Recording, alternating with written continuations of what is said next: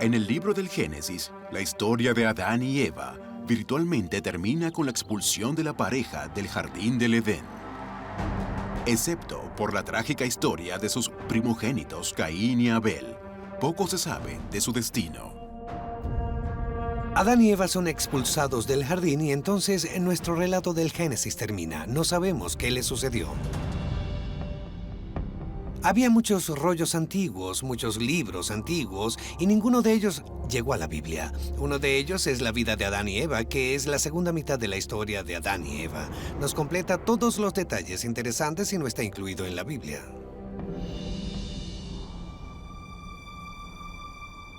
La vida de Adán y Eva, que se cree fue escrita en el primer siglo de nuestra era, se basa en un manuscrito original hebreo que, aunque perdido, ha sobrevivido en varios otros idiomas y bajo numerosos títulos.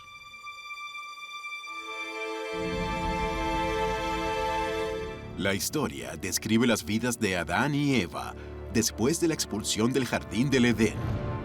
También revela muchos detalles interesantes sobre la vida familiar de la pareja.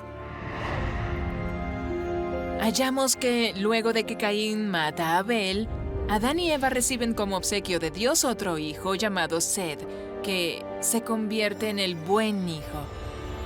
Pero entonces, más allá de eso, reciben 60 hijos más, 30 hijos y 30 hijas. Quiere decir muchos más hijos de los que nos hablan en la Biblia tradicional.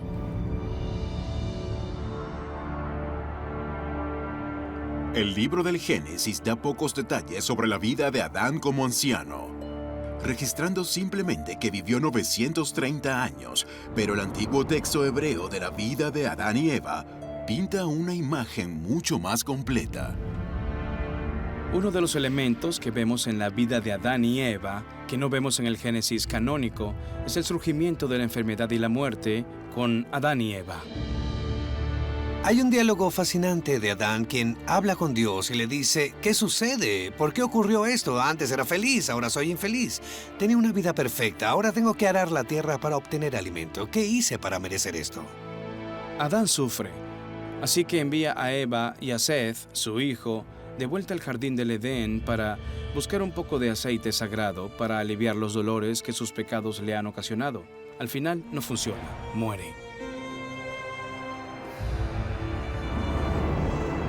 Una de las cosas fascinantes sobre la vida de Adán y Eva es que Eva puede contar su versión de la historia. Eva es mucho más comprensiva en esta versión de la vida de Adán y Eva de lo que es en el relato tradicional del Antiguo Testamento. Y creo que esa podría ser una de las razones por las que este documento en particular es considerado un poco aterrador o amenazador para la Iglesia. Pero si los líderes de la iglesia temprana estaban decididos a limitar el rol de la mujer, ¿por qué? ¿Era simplemente en interés de promover una sociedad dominada por los hombres? ¿O había otra razón, más secreta, que de ser revelada podría cambiar la visión cristiana convencional de Dios como un solo poder masculino? Y del hombre como la fuerza dominante en la vida política y religiosa?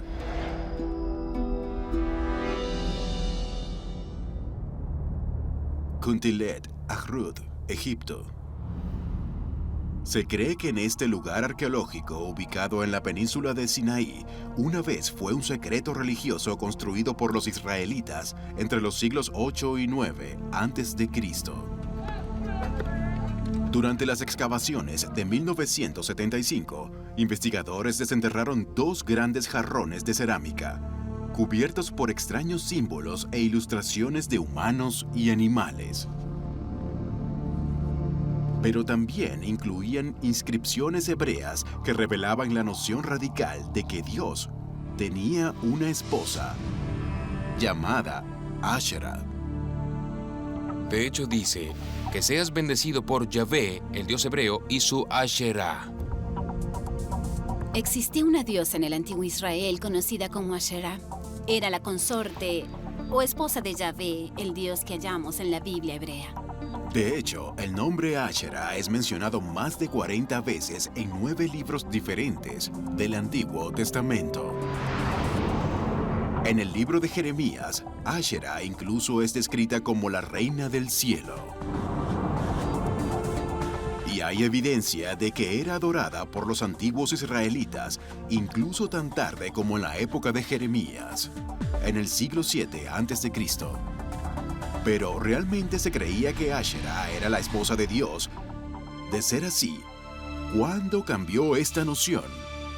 ¿Y por qué?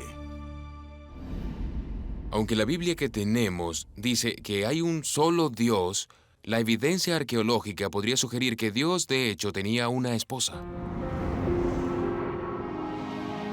Se habla de ellos como una pareja divina, como la mayor relación de amor, el divino femenino y el divino masculino reuniéndose para crear la mayor fuerza creadora que es Dios.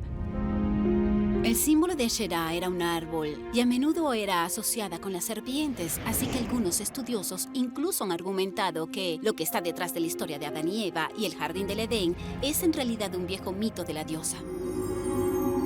Para el momento en que se escribe sobre ella en la Biblia, es un ídolo extranjero, es una diosa de la fertilidad. Y no debe ser adorada, debe ser desterrada y quemada.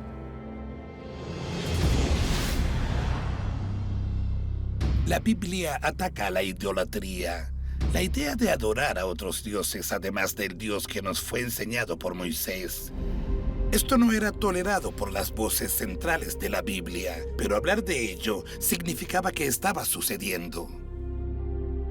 La idea única de la Biblia es que Dios no tiene sexo, que Dios no tiene consorte, que Dios no tiene identidad sexual. Ahora, el lenguaje de la Biblia usa pronombres masculinos, así que estamos acostumbrados a pensar en Dios como hombre.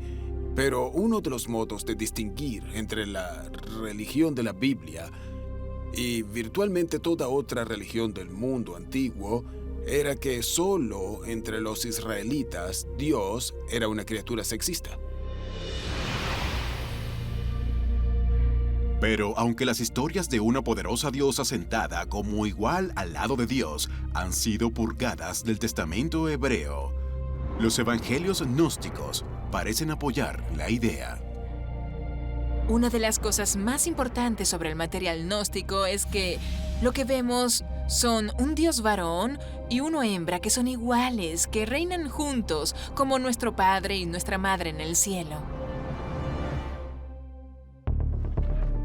Fue editada deliberadamente la Biblia para suprimir la idea de que Dios podría tener una naturaleza dual, compuesta de aspectos masculinos y femeninos. ¿O fue para purgar del texto las historias y personajes que se consideraban demasiado improbables o que podrían asustar a los potenciales conversos? Hay quienes creen que tal es el caso de otros 3 textos prohibidos y olvidados de la Biblia, que son atribuidos a uno de los seguidores más devotos de Jesús, el apóstol Pedro. Apocalipsis. Por siglos, esta ominosa palabra ha evocado pensamientos de total destrucción.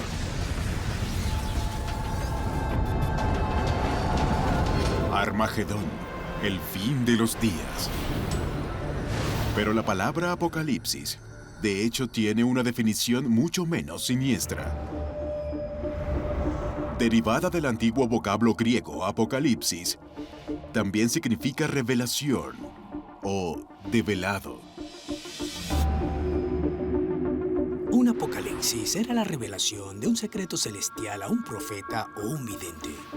Este profeta tenía una visión usualmente extraña y llena de imágenes desconcertantes.